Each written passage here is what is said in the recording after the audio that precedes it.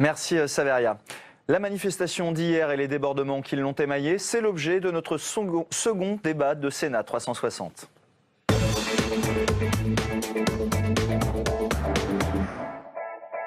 Et pour en parler, j'accueille sur le plateau mes invités. Fabien Gay, bonjour. Bonjour. Sénateur communiste de Seine-Saint-Denis. Face à vous, Sébastien Meurant, bonjour. Bonjour. Sénateur Les Républicains du Val d'Oise. J'accueille également Juan Branco, bonjour. Bonjour. Avocat, chercheur en droit international au Max Planck Institute et ancien candidat France Insoumise aux législatives. De l'autre côté de la table, Denis Jacob, secrétaire général du syndicat Alternative Police CFDT, bienvenue sur le plateau. Et enfin, Antoine Pelletier, bonjour, membre de la direction du NPA. Alors, je me tourne vers Sébastien Meurant. Laurent Wauquiez a dit « faillite de l'État à régalien ». L'État a failli dans sa mission de protéger finalement la manifestation d'hier. Au vu des images, ce qui est sûr, c'est que la protection des personnes et des biens n'a pas été effective. Puisque là, on voit des personnes qui ont vu leur outil de travail brûlé, cassé. Et ce qui est sûr, c'est que ce n'est pas la première fois. Et je pense que l'État a envoyé un très très mauvais signal avec ce qui s'est passé à Notre-Dame-des-Landes, puisqu'on a fait semblant de rétablir l'ordre, qu'on a envoyé des milliers de fonctionnaires de police et de gendarmerie. Et au final, eh bien, ça continue. Et qu'au final, je pense qu'en matière de l'ordre, il y a quelque chose qui devrait être important, c'est la dissuasion. Et on ne devrait pas on ne devrait pas imaginer qu'en France, on puisse, en pleine rue à Paris, dans la capitale, casser des dizaines de boutiques, s'en prendre aux forces de l'ordre. Et malheureusement, lorsqu'on laisse faire, eh bien, on récolte, quelque part, ce que l'on sème, l'impuissance. Moi, je crois au concept de dissuasion, je crois qu'on a des forces de l'ordre remarquables et qu'il faut leur faire confiance. Et je pense que lorsqu'on a le désordre, on a le désordre et l'injustice.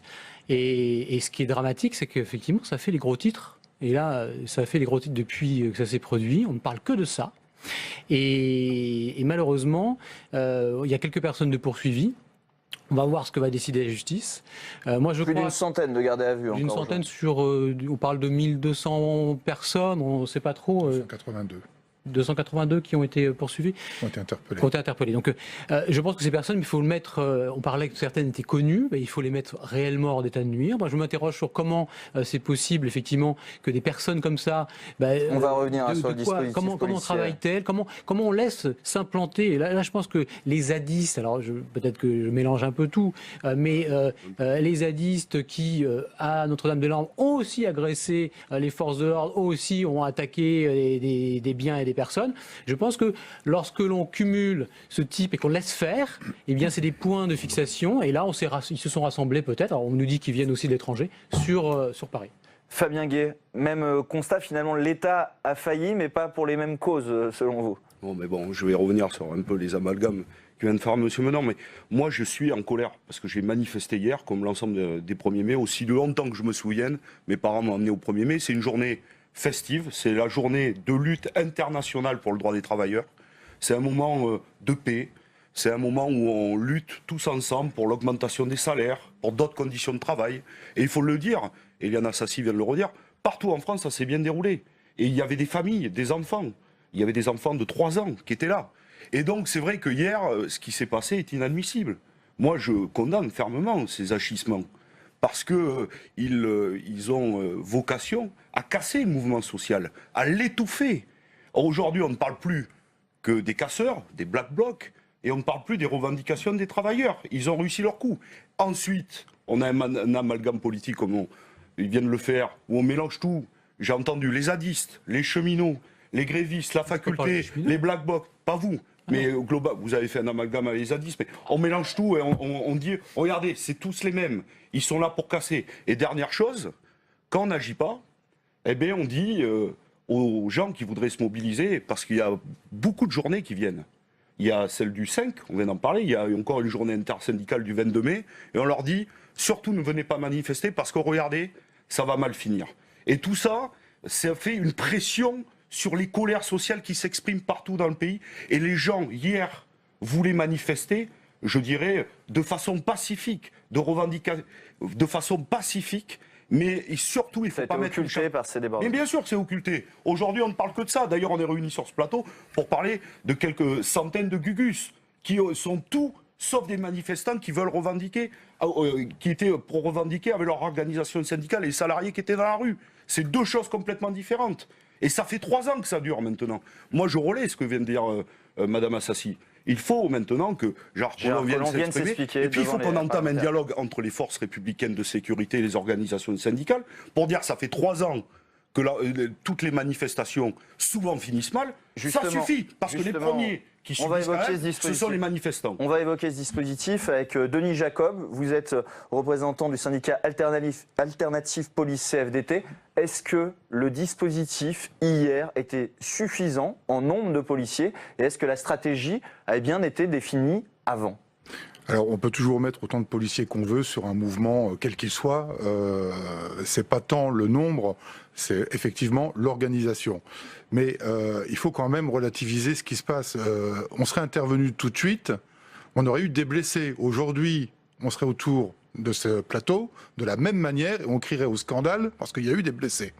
Donc à un moment donné, il faut relativiser tout cela. C'est une stratégie finalement pour éviter les blessés. Le maintien de l'ordre, c'est pas une science exacte. Ça ne s'improvise pas. Il faut savoir que le maintien de l'ordre organisé par la préfecture de police de Paris depuis les manifestations contre la loi travail a été déterminé de telle manière à ce que la protection tout au long du défilé puisse se faire en retrait pour éviter tout contact direct avec les manifestants pour pas que ce soit interprété comme de la provocation. Alors, quand on est devant au contact direct, on dit qu'on fait de la provocation, et quand on est en retrait, on nous dit qu'on ne fait rien. Alors, peut-être qu'on est intervenu plus tardivement, mais étant en retrait du cortège, mais beaucoup le disent. Mais chez vous, moi j'étais hier à la manifestation. On a entendu les syndicats. Oui, mais j'étais présent 2 heures, ça a mis à intervenir. Bien évidemment que j'ai certains de mes collègues d'autres organisations syndicales qui ont des positions différentes, peut-être de la mienne. Il y a peut-être eu trop d'attentes. Il y a peut-être eu un comportement attentiste de la part des autorités, peut-être. S'il y a une enquête parlementaire, ce sera déterminé. Mais il faut aussi que chacun assume ses responsabilités et ne pas faire endosser toute la responsabilité par les forces de sécurité. Je rappelle quand même que à chaque fois qu'il y a une manifestation d'organiser, il y a un travail en amont qui est fait entre les autorités et les organisateurs de manifestations, que les organisateurs sont tenus d'avoir un périmètre de sécurité.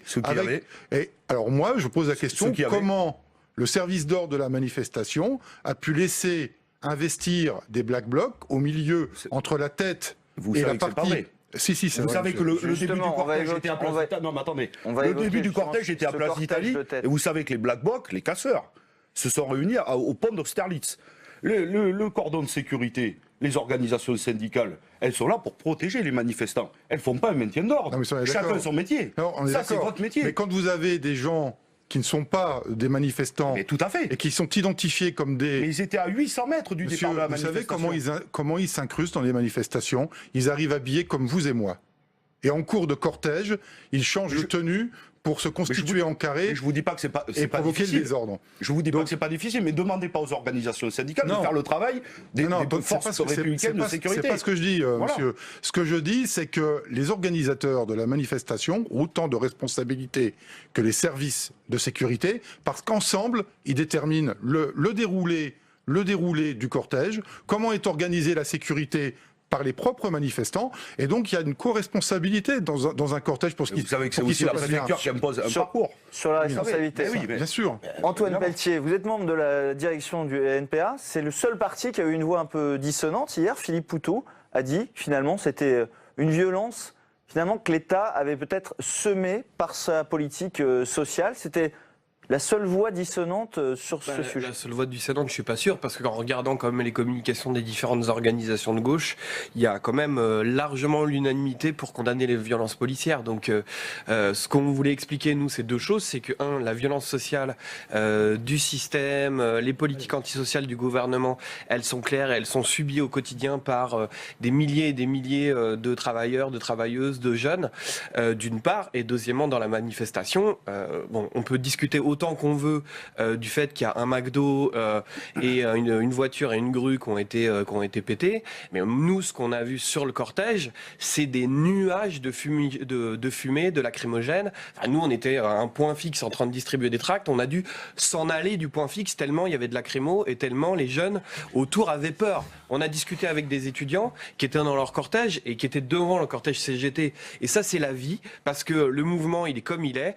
Il y avait des cortèges entiers avec des banderoles d'université qui étaient là et les gens nous demandaient mais qu'est-ce qu'on fait? Et on leur a dit écoutez, vu ce qui se passe, vu que la police en fait est en train de descendre, parce que ce qui s'est passé, la police est en train de descendre la rue avec, et vous on l'a vu sur vos images, des camions qui descendent avec des boucliers, avec des lances à eau, avec des lacrymogènes. Nous on a vu des lacrymogènes qui tombaient à 2 mètres de nous. Alors encore une fois on était en point fixe, on a dit aux étudiants faites demi-tour, il n'y a que ça à faire. Mais ce qui s'est passé sur le fond, c'est que la police a empêché la manifestation de se tenir et ça c'est extrêmement grave.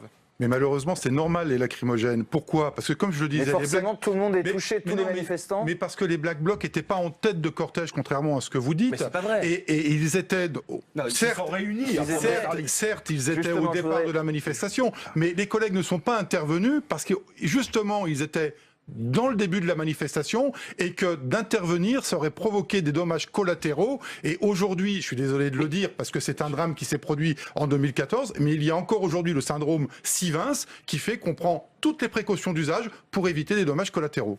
Bon, je voudrais revenir avec Rohan Branco justement sur ce phénomène parce qu'on a entendu parler du cortège de tête, 1200 personnes cagoulées, les Black Blocs, mais au sein d'un cortège de tête un peu plus grand, c'est une nouvelle force qu'on voit depuis des années qui finalement ne veulent pas se ranger derrière les banderoles syndicales et qui prennent la tête du cortège et finalement c'est une nouvelle force avec laquelle il faut compter maintenant dans les manifestations?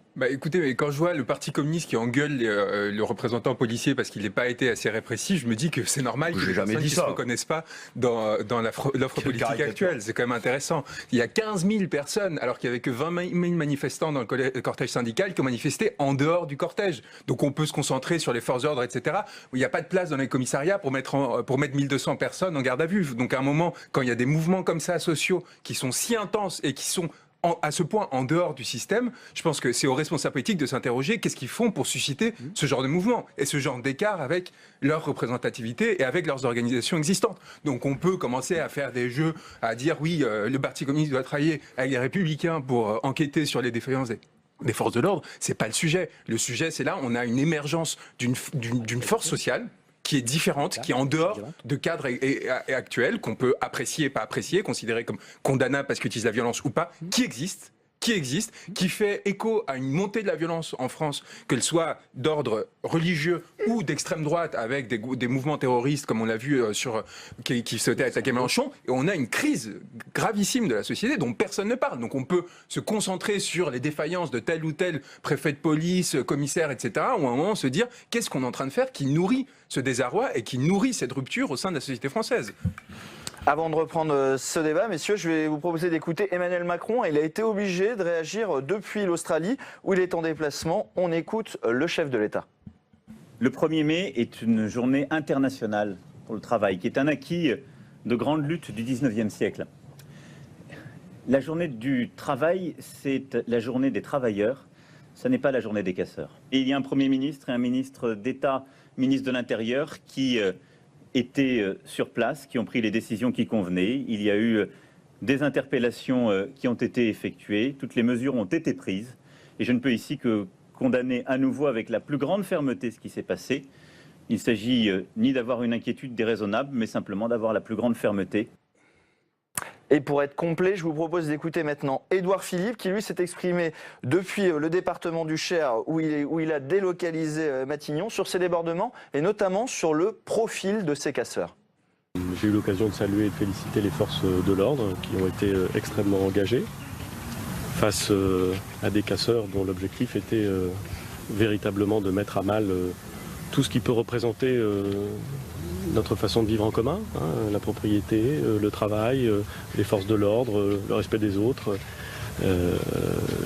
L'ensemble des dispositions avaient été prises, j'aurai l'occasion d'y revenir, et je suis certain que le ministre d'État, ministre de l'Intérieur, fera en sorte que l'ensemble des dispositions soient prises également samedi prochain. Nous regarderons évidemment avec beaucoup de concentration, beaucoup de vigilance ce qui se passera. Mais il ne faut pas se tromper, nous avons en face de nous, depuis d'ailleurs de longs mois, quelques années même, des casseurs dont la volonté est de remettre en cause notre société et à certains égards notre démocratie. Car quand on ne respecte aucune règle, aucune loi, que l'on casse pour imposer la loi du plus fort et pour revenir sur des éléments qui sont constitutifs de notre vie en société, on est exactement dans cette logique-là, dans une logique de remise en cause de notre démocratie. Et il faut prendre en compte cette remise en cause avec beaucoup de fermeté, avec beaucoup de tranquillité aussi, beaucoup de résolution, et c'est l'état d'esprit dans lequel je suis.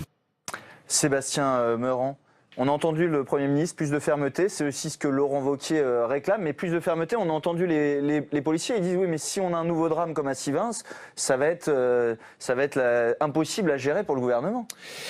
Ce que je disais tout à l'heure, c'est que l'État, et notamment ce gouvernement, ne montre pas l'exemple, et je prenais l'exemple de Notre-Dame-des-Landes, justement. Puisque là, les zadistes ont gagné. Et les zadistes ont été plus que violents, et les zadistes ont porté atteinte aux biens, ont porté atteinte à l'autorité de l'État moult fois, et porté atteinte aux représentants de l'État que sont les forces de l'ordre. Et on leur a donné raison. Il y a eu sur ce site un référendum, il y a eu X décisions de justice, et là, des personnes en marge de la société. Alors, les mouvements anarchistes ont toujours existé, c'est pas d'aujourd'hui, sauf qu'effectivement là, ils sont beaucoup plus structurés, ils ont des moyens d'action beaucoup plus forts, même si on a eu des ministres assassinés à certaines époques, mais là, avec effectivement les facilités de se regrouper, d'agir, effectivement, un État qui hésite à employer la force. Et là, moi, je vois quand même des discours complètement différents, puisque j'ai pas entendu le Parti communiste regretter les violences policières. Effectivement, j'ai entendu Monsieur Gay dire que, chers collègues, que la police avait tardé à réagir. Et là, son voisin de droite n'a pas du tout le même discours.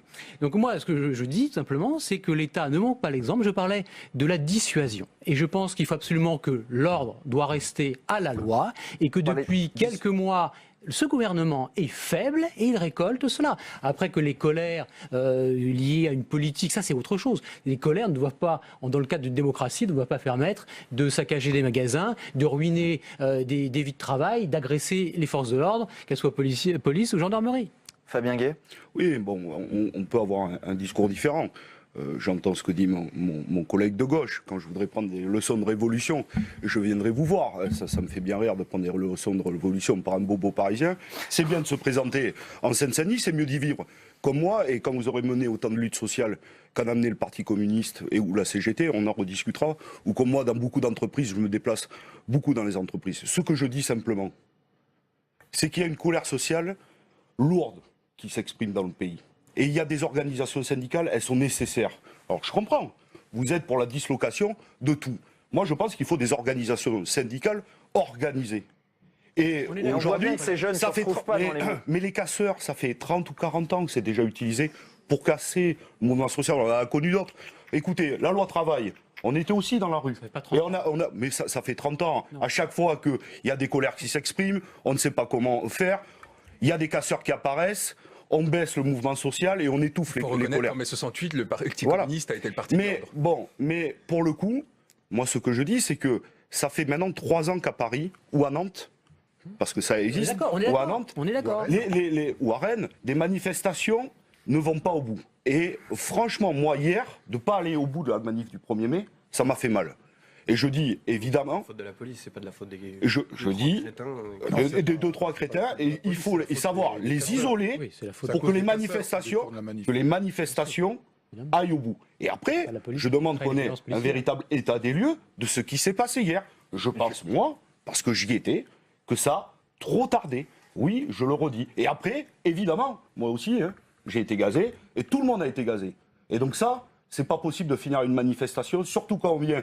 pour revendiquer de finir gazé. Ça, c'est pas possible. Denis Jacob, c'est aussi le nombre de ces manifestants cagoulés, 1200, c'était pas prévu par les autorités. Est-ce que c'est pas une faillite des services de renseignement qui suivaient ces mouvances ? Alors, si vous me permettez, déjà, je voudrais réagir parce que j'entends des choses sur ce plateau qui ne sont pas acceptables, de dire que c'est la police qui empêche de faire le défilé d'une manifestation. C'est inacceptable. Si on a empêché le cortège de poursuivre son défilé, c'est pour la sécurité des manifestants avant tout. C'est pas pour vous empêcher de manifester. Quand on a 1200 individus prêts à tout péter... Et le ton face sur les gamins, c'est aussi sur... Il y a des questions qui se posent. Écoutez, il y a des questions qui se posent. Vous avez tout loisir de déposer plainte auprès du parquet. Hier, par exemple, la manif a été coupée en deux, alors qu'il n'y avait rien à un moment donné. Oui, non, mais il y a des questions qui se posent. Sur l'anticipation, le préfet de police avait communiqué la veille en disant... Ceux qui donnent les ordres. Moi, je pas les forces républicaines. Je représente pas le préfet de police. Denis Jacob. Je représente pas le préfet de police. Je représente mes collègues. Mais le préfet de police, c'est quand même lui qui a autorité sur l'ensemble des effectifs sur la plaque parisienne. Il avait communiqué la veille avec tout un tas de recommandations et des risques potentiels qu'il pouvait y avoir. Après, est-ce qu'il faut intervenir tout de suite ou pas tout de suite au risque d'avoir des dommages collatéraux? Ça a certainement été la question. Moi, j'y étais pas. Mais on partage. Et je dis les autorités et les élus de certains partis politiques, quand on nous dit, voilà, c'est un problème social, on avait 300 Black Blocs il y a 1 an, 2 ans, aujourd'hui on en a 1200, mais pourquoi? Parce qu'on a aussi des positions politiques radicalisées depuis quelque temps qui renforcent et qui légitiment ces individus. Non. Juan Branco, sur ces mouvements, c'est des mouvements qu'on avait l'habitude de voir lors de grands sommets internationaux, de l'OMC, etc. Maintenant, on le voit sur des thématiques franco-françaises, le 1er mai, Notre-Dame-des-Landes. On voit que ça cristallise en France sur ces mouvements Black Bloc. Et ils détestent Mélenchon, hein, donc vous vous trompez complètement en disant ça. C'est-à-dire que leur premier ennemi, c'est une sorte de gauchistes de gouvernement, c'est comme ça qu'ils les décrivent, ils détestent le Parti communiste aussi. Et d'ailleurs, vous voyez bien qu'ils le rendent bien. Il y a un écart entre le système et ces personnes qui sont des groupes qui commencent à se déployer, qui ont une pensée propre, c'est-à-dire qu'ils écrivent des ouvrages, le comité invisible, etc., ils les publient dans un certain nombre et qui sont en train d'essayer de constituer un ordre politique qui est différent de celui qui est existant. Des positions qui les soutiennent aujourd'hui. Qui? Je sais pas moi, M. Poutou. Mais M. Poutou, c'est le seul à avoir parlé des violences. M. Pelletier, justement. C'est pas qu'on défend, c'est pas notre politique. C'est clair, nous, on est pour que justement, ça soit les organisations syndicales qui protègent les cortèges. On pense qu'il faut qu'un des problèmes justement de ces manifestations, c'est que les cortèges étudiants n'ont pas eu la capacité de se défendre et de s'organiser avec des services d'ordre, etc. Mais rendez-vous compte quand même que ça fait des mois que les étudiants dans les universités sont attaqués par les forces de police. Ce matin, hier, avant-hier. Mais attendez, il y a des interventions policières pour débloquer, pour sortir. Est-ce que vous êtes pour la loi de la République ou contre la loi de la République? Non, mais c'est le gouvernement pour sortir les étudiants qui manifestent. Ça fait des mois. Écoutez-vous, messieurs, c'est bientôt la fin. Ça fait des semaines et des semaines que les étudiants s'en prennent plein la tête. Donc c'est aussi ça qui fait que c'est sur ordre du gouvernement pour eux de s'organiser. Et clairement, c'est sur ordre du gouvernement. C'est-à-dire que, en gros, le gouvernement a peur d'une chose, c'est le mouvement de la jeunesse. Et quel est le produit de manifestations comme ça? C'est que les jeunes ont peur d'aller en manifestation. Merci messieurs, c'est déjà la fin de cette édition. Merci à vous de l'avoir suivi. Dans 30 minutes, vous retrouvez Delphine Girard pour l'émission On va plus loin. Excellente suite des programmes sur Public Sénat.